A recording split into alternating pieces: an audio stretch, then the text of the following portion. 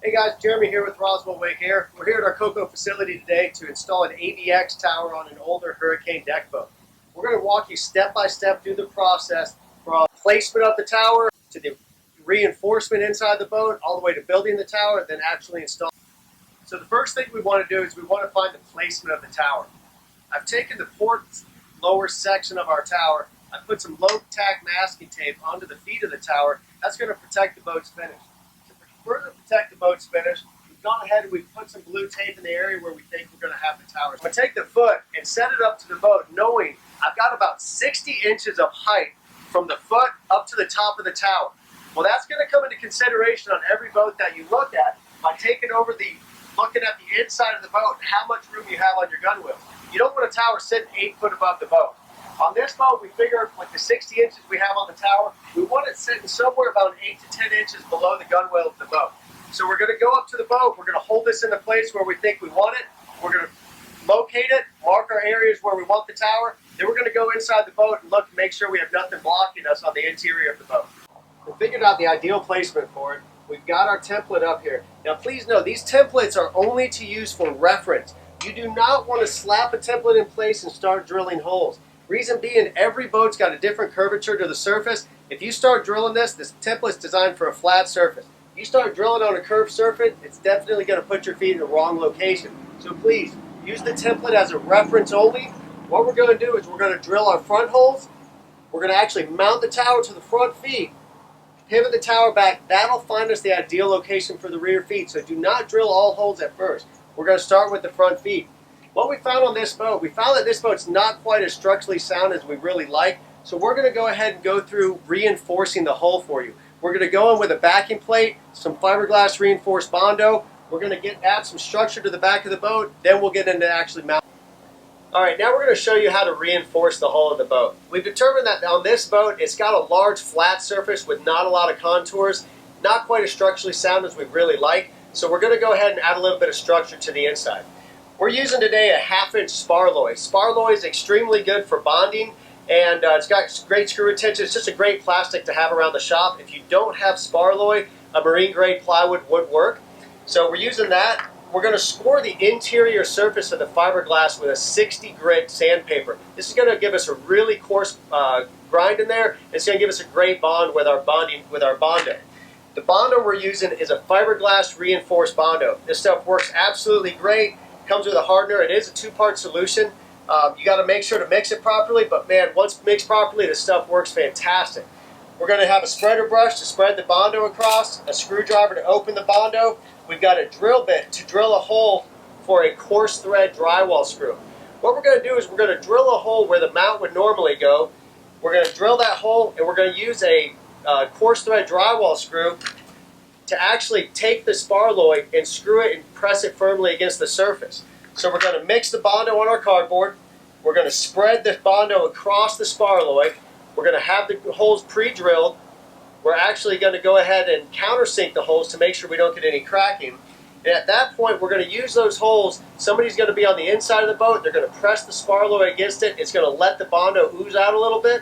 We'll take the screws, put them in from the outside, which will create a nice, good squeeze on the Sparloy, try to eliminate any air voids. We're going to let that harden up for about a half hour. Once that's fully cured, we'll come back, we'll drill our holes for our... As you can see, due to the style lines of the boat and having this ridge here, we've gone ahead and contoured our backing plate to fit this. That way we'll get a nice tight finish on the backside. What I'm going to do here, any side mount that you do with one of our towers, you want to set the front foot first. So on these front feet, I know this is my exact location. Because of the curvature of the boat, I've got an approximate location of the back foot, but I'm not exactly sure direct where it's going to sit. So what I'm going to do is I'm going to take the 2 marks on the front feet, I'm going to center punch these, I'm going to drill my holes for my drywall screws to go through on the front foot. On the rear foot, I'm a little unsure exactly where those 2 holes are going to sit, so I'm going to punch a hole directly in the middle of that foot. That hole is going to be used to hold the backing plate to the boat, but I'm not going to use that in the final install. It'll be hidden underneath the actual foot of the tower. So for now, we'll get the front foot set, we'll do a single hole in the middle of the back foot, and we'll go ahead and get our piece bondoed into place.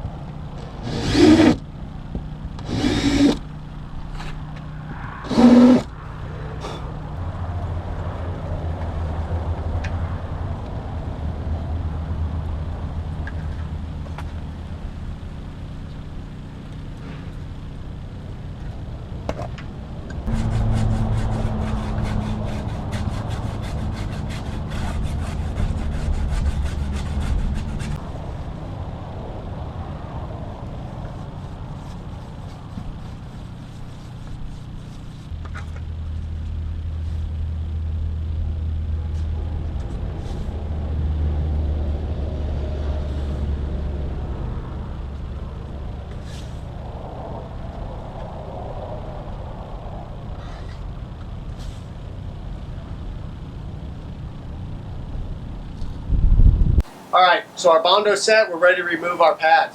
What we've done, just to reiterate, we scuffed it up with some 60 grit, we put some acetone on there just to remove any of the residual, and then we put the body filler on the plate, pushed it on from the backside, screwed it into place, we've bonded it nice and tight to the hull, we've let it dry, we're going to go ahead and remove our screws, take a beam measurement, and go build. Alright, so now that we've got the feet placement on the boat, we've got the boat hull reinforced, and we've got our beam measurement taken on the front feet of the tower. We're going to come over and we're going to build our actual tower. The first thing you want to do is find a nice, clear, soft area to build the tower. We've been fortunate enough to have a friend donate this nice, beautiful rug that we use. It works fantastic. Anything you can find that's going to help protect the finish of the tower, take care of your customer's product is going to be beneficial. So, we're going to start off by taking the mount of the tower, bolting the mount onto the side section. To do this, we're going to bolt it at the pivot point, and we want to bolt this with red Loctite and tighten it down to 25 foot-pounds. At that point, we're going to pivot this back, and we're going to take our cam latch and we're going to lock the foot into.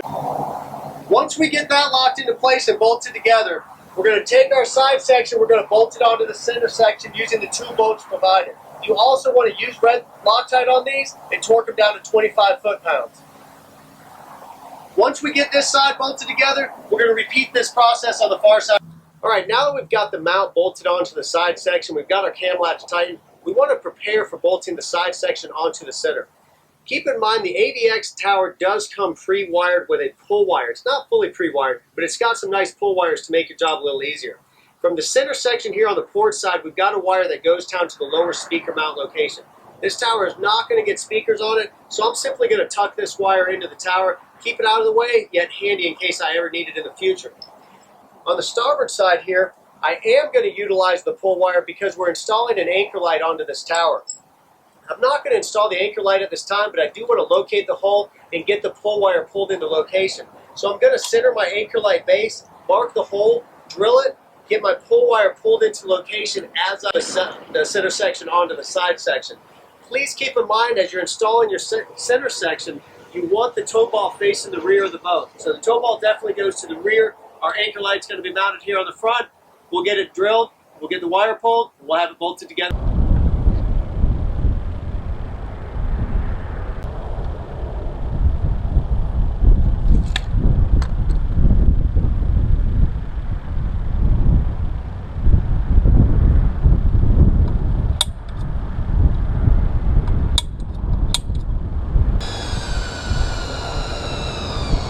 Here.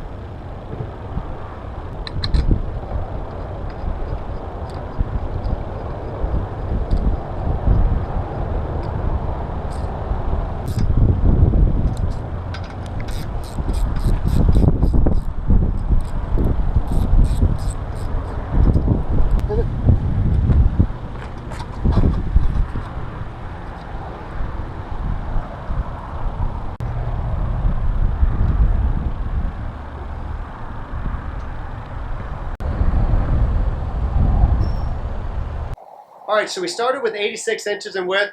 My goal was the 96-inch beam on the boat. I've gone ahead and set the tower at 95 inches. I've got it symmetrical from side to side.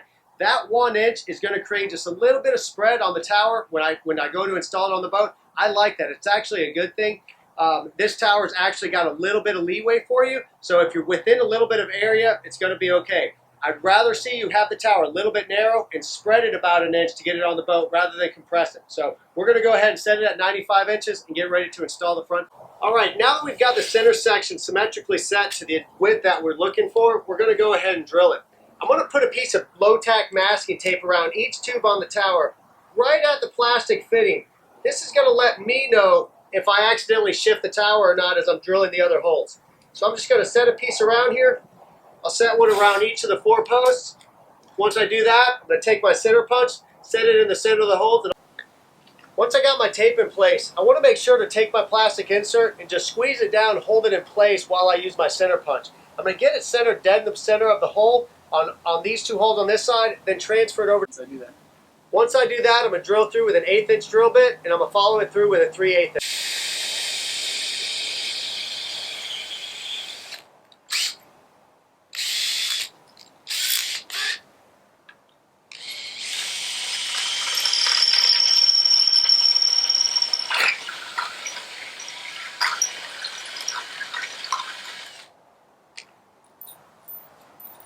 Once I get the hole drilled all the way through, I'm going to go ahead and put a bolt in place.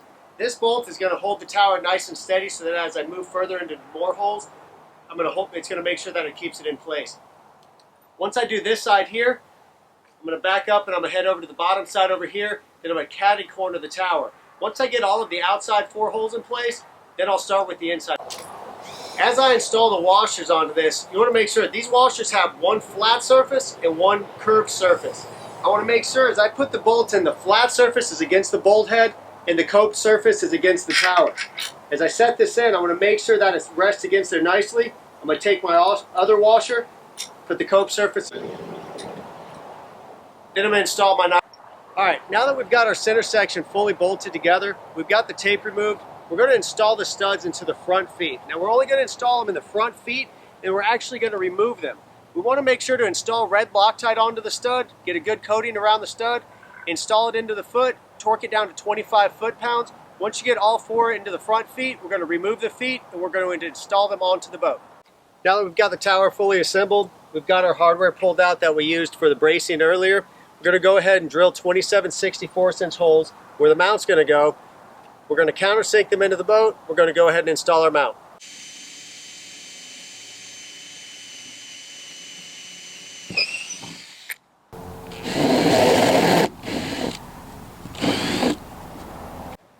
All right, looking down the side of the boat, I can see we've got a fairly flat surface for our front mount. I'm going to go ahead and use one of our flat subplates to go on the mount. I'm going to take this and I'm going to put it in place. We do offer the angled subplates for the mounts that will come in your kit. You're going to have to judge that on a tower by tower basis. So for this one, I'm going to install a flat mount on the front foot. I think I might need one of the angled brackets for the rear, but I won't determine that until I actually get these fully mounted, mount the tower onto there, and pivot it back to find out what I need on the rears. Make sure to apply some anti-seize onto your bolts before you install them. The stainless on stainless has a chance of galding, so you want to make sure to protect that. I didn't have any anti-seize available, so I just used some white lithium grease. It should allow the nylox nuts to slip right on, but still give them a nice grip. So I'm going to hold the mount in place while Colin's on the inside. He's got his 9/16 wrench. He's going to tighten these things down, click them onto 25 foot-pounds with the torque wrench, and we'll be good to go on this one.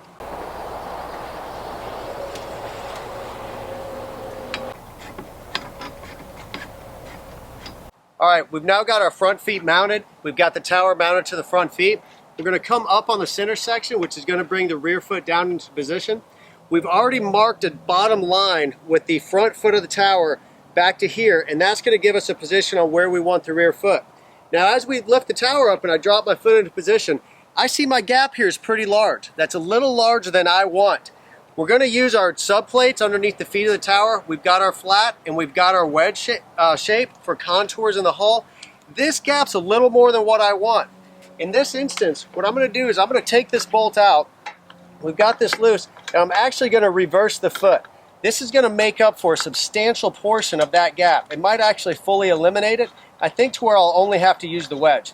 So I'll take my foot and I'm really just going to spin this thing around 180 degrees. That puts my mounting surface out further, which puts my foot in further. This keeps our tower parallel and allows us to make up for that difference in the contours of the hull. Now that we've got the foot of the tower reversed, it made up for the decent portion of that gap. I'm just going to use a single wedge. I'm going to set it on the back here. I'm going to have Colin bring the foot down a little further, a little further. Keep coming, keep coming, keep coming. Oh, right there. Just a little bit further.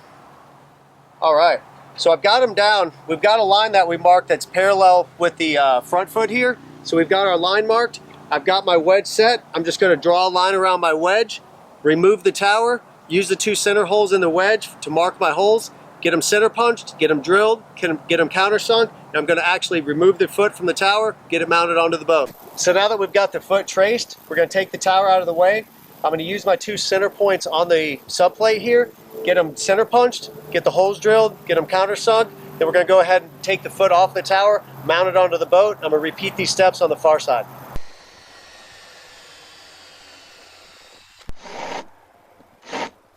What for?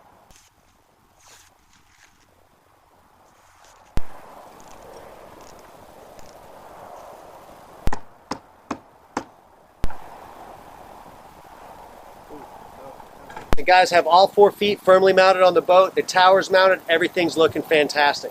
There's one last step we have to do to finalize the AVX install. In your package, you'll find these 4 set screws. You want to take these set screws, put them in place, and you want to tighten them down just until they make contact. That's going to be your center point.